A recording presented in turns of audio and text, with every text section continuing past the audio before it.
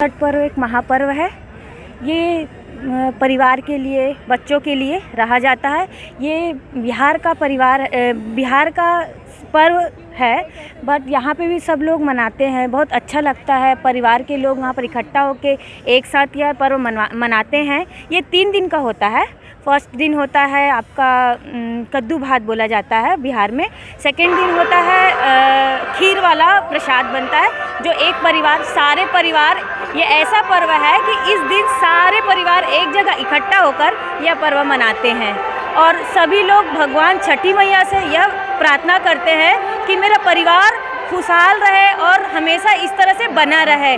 दूर जिसके परिवार जो दूर भी होते हैं, वो लोग ये पर्व मनाने, खास करके ये पर्व मनाने के लिए इकट्ठा होते हैं। ये पर्व इसमें उगता सूरज का पूजा किया जाता है और डूबता सूरज का भी पूजा किया जाता है। सुबह 5 बजे फिर ये जितने हैं यहाँ पे इकट्ठा होके ये नदी में खड़े होकर प्रार्थना करेंगे सूर्य देव का। जब सूर्य देव आएंगे तो उनको अर्घ देते हैं। अर्घ देने के बाद सब लोग अपने अपने घर जाते हैं और यह प्रसाद सभी को लेना चाहिए। यह पर्व बहुत हर्ष और उल्लास से अभी सभी क्षेत्रों में मनाया जाने लगा है।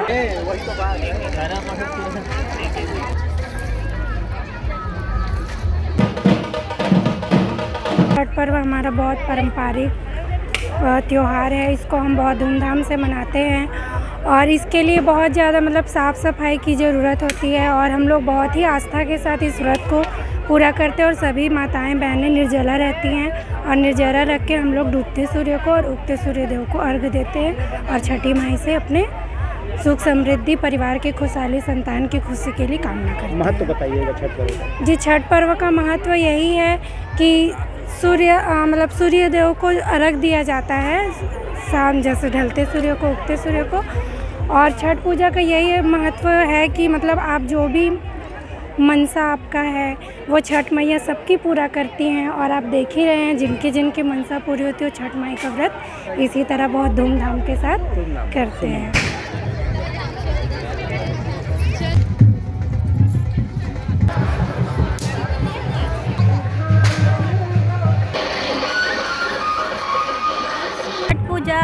हमारे परिवार की सुख समृद्धि, संतान की दीर्घायु के लिए मनाया जाता है, ताकि घर परिवार फले फूले, खूब तरक्की होए, घर परिवार में सभी स्वस्थ रहें, निरोग रहें। बस इसलिए अभी शाम को डूबते हुए अर्घ दिया जाता है, डूबते हुए सूर्य को सूर्यास्त के समय, और कल सूर्यास्त के समय ही दिया जाएगा।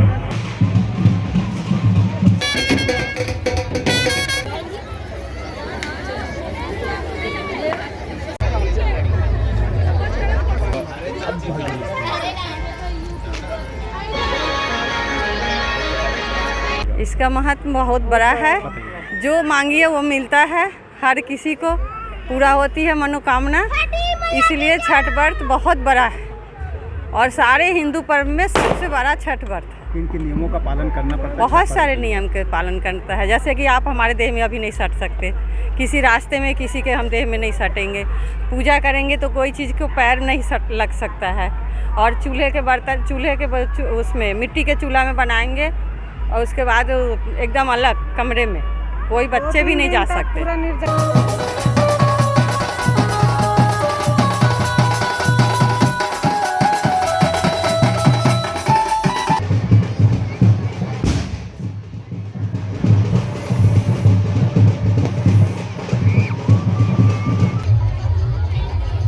बिहार में तो सबसे खास इसका महत्व है और हमारे बिहार में सबसे बड़ा त्यौहार ये छठ का त्यौहार है। इसका महत्व जो भी पर्व करता है और जो मन्नत मांगता है वो पूरा होता है। किस तरीके से नियमों का पालन किया जाता है? इसके व्रत में 3 दिन का वो रहता है। फर्स्ट दिन नहाय खाए रहता है, फिर खरना होता है, फिर उसके बाद ढलते सूर्य और उगते सूर्य का अर्घ देते हैं। 3 दिन का उपवास रहता है और निर्जला रहता है।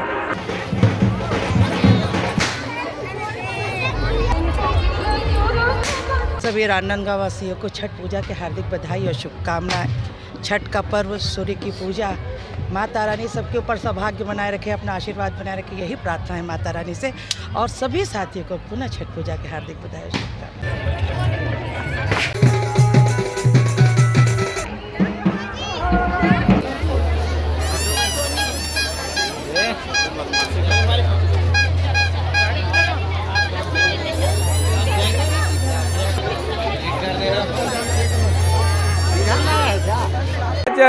डूबते सूर्य को प्रणाम करते हैं और भास्कर भगवान आदित्य नारायण की पूजा करते हैं। मैं आज छठ पर्व के इस अवसर पर मैं अभी अपने सभी क्षेत्रवासियों को हृदय से बधाई देता हूं, शुभकामना देता हूं। आज छठ पूजा को देखते हुए पूरे ज़िले में विभिन्न छठ घाट हैं, वहाँ पर सुरक्षा बल लगाए गए हैं। इसके अलावा गोताखोर की भी व्यवस्था की गई है ताकि किसी परिस्थिति से निपटा जा सके। अभी शांतिपूर्वक छठ पूजा चल रही है। इसके अलावा जो कल सुबह का भी रहेगा तो बल लगा हुआ है।